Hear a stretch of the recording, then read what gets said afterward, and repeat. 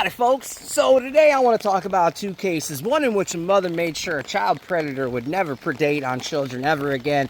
And another where the system almost guaranteed that another child would be hurt because we know that one time is never enough for these fucks. For those of you that haven't heard, we're going to go ahead and go over the case of Kendra Scott real quick, and I'm actually going to let the news do it for me. Thank you. A homicide case that's been the subject of debate on social media. A woman in Walker Homes charged with first-degree murder for shooting and killing a man that she found hiding under her child's bed.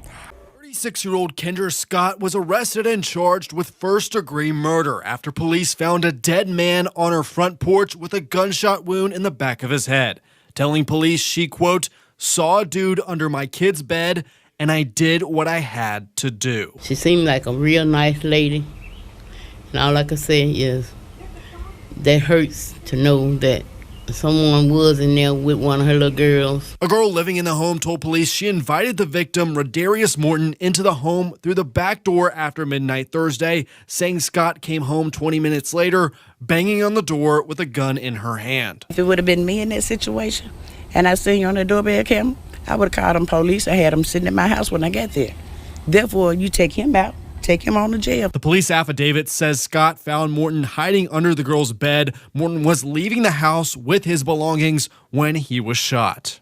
My honest initial reaction to that is, oh well, good riddance. Good job, ma'am.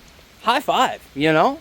Like, I'm not saying that it was legal. I'm not saying that the way she went about it is going to save her from jail. What I am saying is this: if I'm on that jury, I'm not finding her guilty.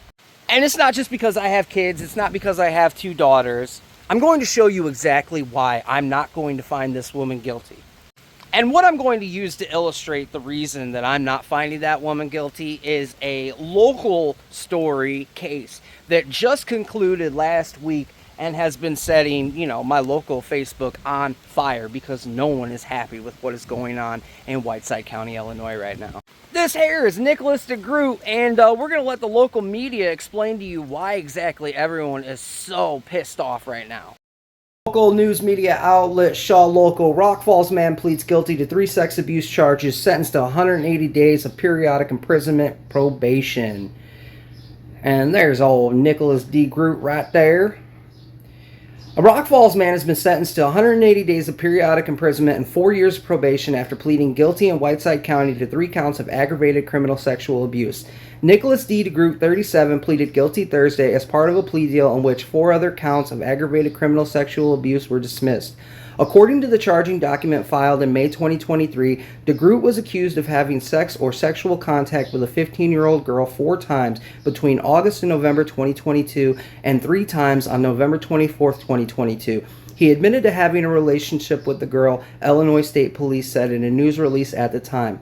DeGroot posted $5,000 of his $50,000 bond on May 16, 2023, the same day he was arrested, and has been free since that time, according to court records.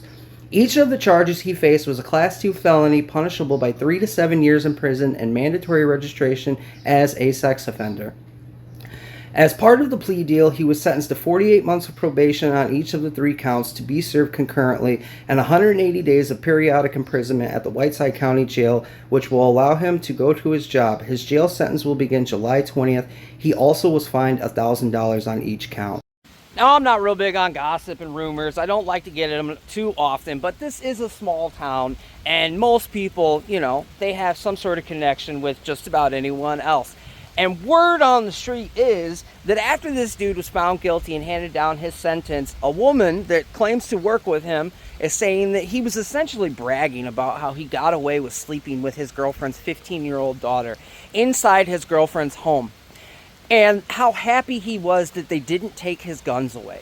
Can someone please explain to me how it is a consenting adult minding their own business, putting an illegal substance in their body, gets more time, gets their weapons taken from them, but a dude who is endangering the welfare of a child, that is preying on children, is given 180 days to be served on the weekend so that he can keep his job and he gets to keep his firearms? Like, this dude is clearly a threat to at least children. Now, I don't know if he's a threat to adults. He is probably a whole ass coward, to be perfectly honest with you.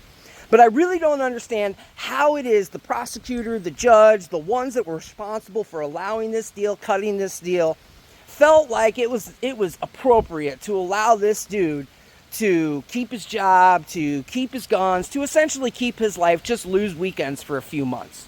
So this is why I'm not finding Kendra there guilty if I'm on that jury, because the fact of the matter is that our court systems are essentially placating these child predators, these abusers. Like, I can't even wrap my head around the absurdity of giving this fucking guy such a light sentence. Madness. But his sentence already has been handed down, and I am not in any way, shape, or form promoting vigilante justice. He got what he got, and there's really nothing that we as a community can do to change that at this point. But we as a community can find out who the judge responsible for accepting this deal was, so that we can either vote him out of the bench if he is a circuit judge, or pressure the judge responsible for appointing him if he's a associate judge to remove him from that bench. On top of that, we need to pressure the state's attorney's office to remove the man or woman, the DA, whatever, the attorney for the state, from their position, because they are clearly not looking out for the best interests of we, the law-abiding people of Whiteside County. So if anybody could help me or tell me how to go about obtaining the names of the judge and prosecuting attorney so that we can start applying that pressure, I would very much appreciate it. Go ahead and DM me, let me know so that we can get this work going, because we cannot allow people like this to be in charge of our judiciary anymore.